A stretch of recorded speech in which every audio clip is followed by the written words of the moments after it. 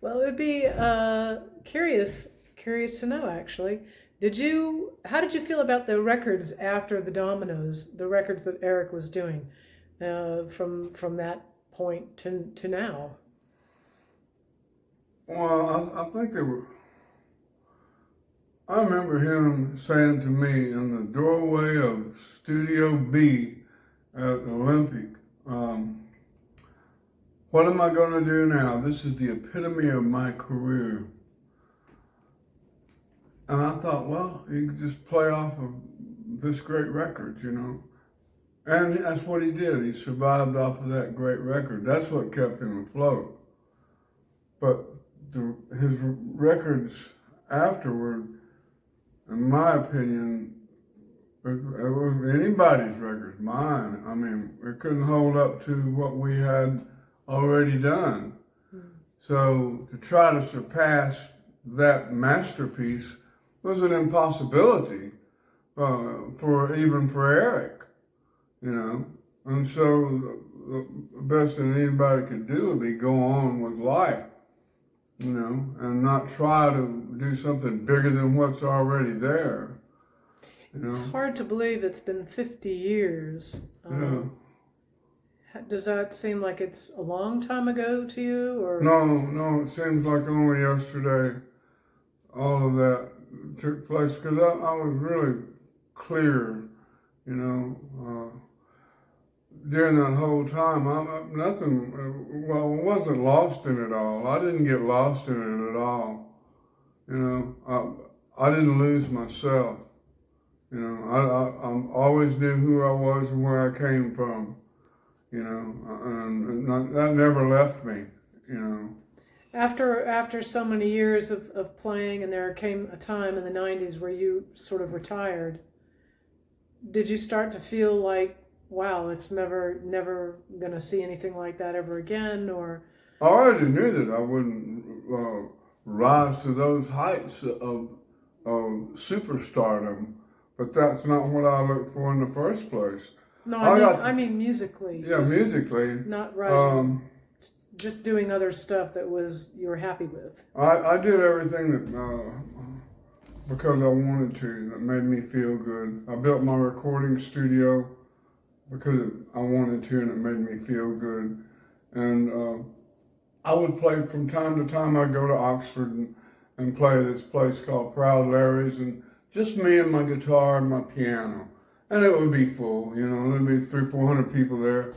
And then Tony Joe White and I did a show together down on Beale Street. So every now and then there would be something, they'd come up and they'd want me to perform. And then like Eric or Jules Holland wanted me to be on his show, and they got Eric to be on it and all that.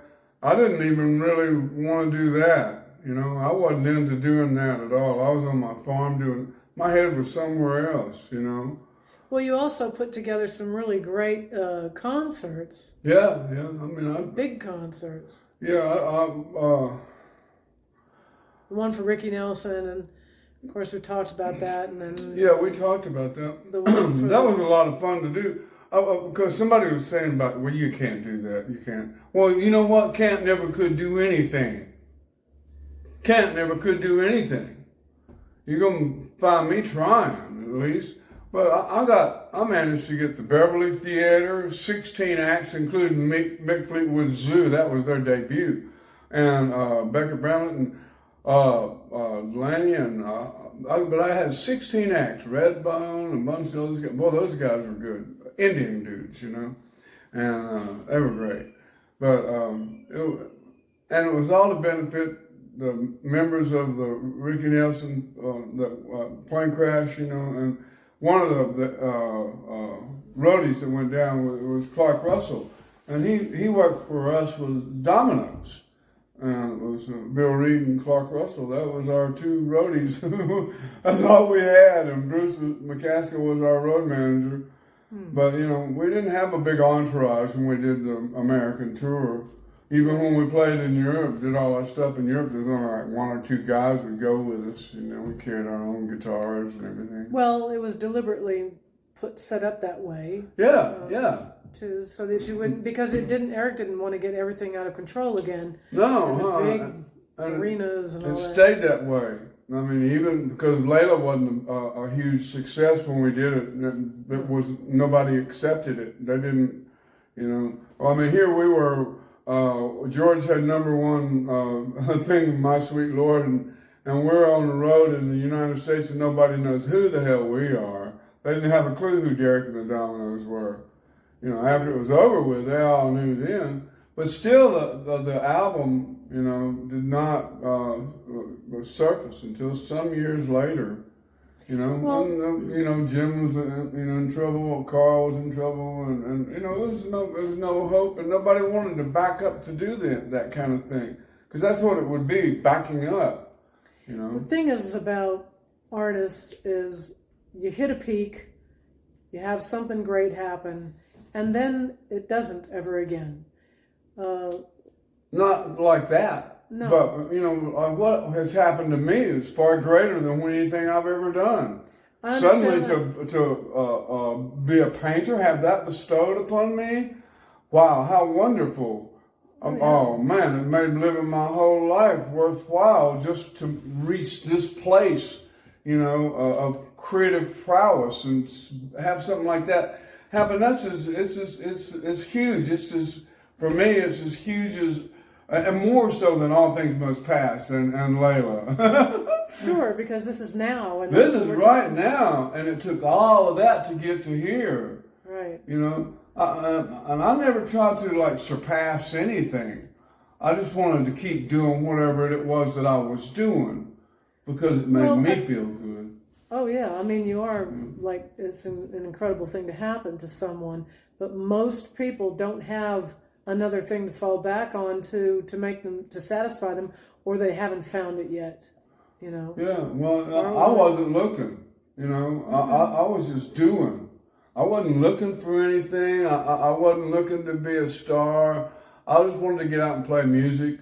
You know, I wasn't looking to make money. The money that I had, I went through and gave away.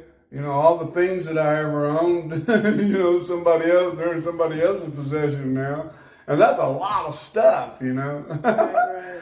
But, I mean, we're doing just fine. We got more stuff than we can deal with, you know. True. Now is the time for you and I, you know, to start really living. You know, our time has come. You know, it's yours and my time now. You know, and we take it one moment at a time. You know, one moment at a time. That's all you can do, you know.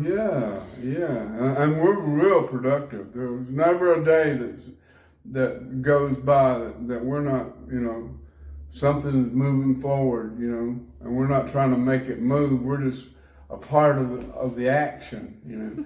And I got my colored shirt on because I have my colored slippers on today.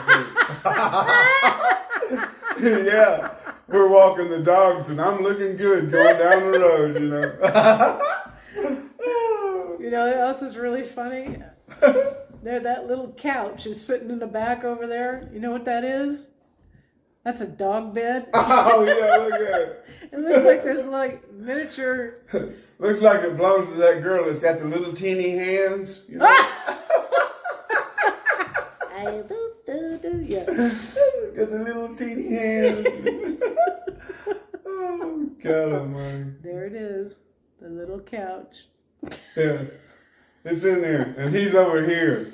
Yeah, got And it. he's not interested in it. Well, he got on it one time to make us happy, and then he was like, "Nah, I want to get back in my old dog bed over here." So the cats are. Now I got to figure out what to do with that thing. It'll go somewhere. Bye.